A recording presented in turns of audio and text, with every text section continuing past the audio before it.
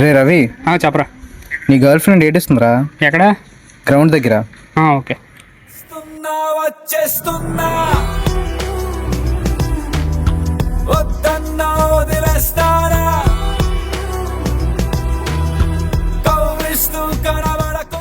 జింక చిక్క జింక చిక్క జింక.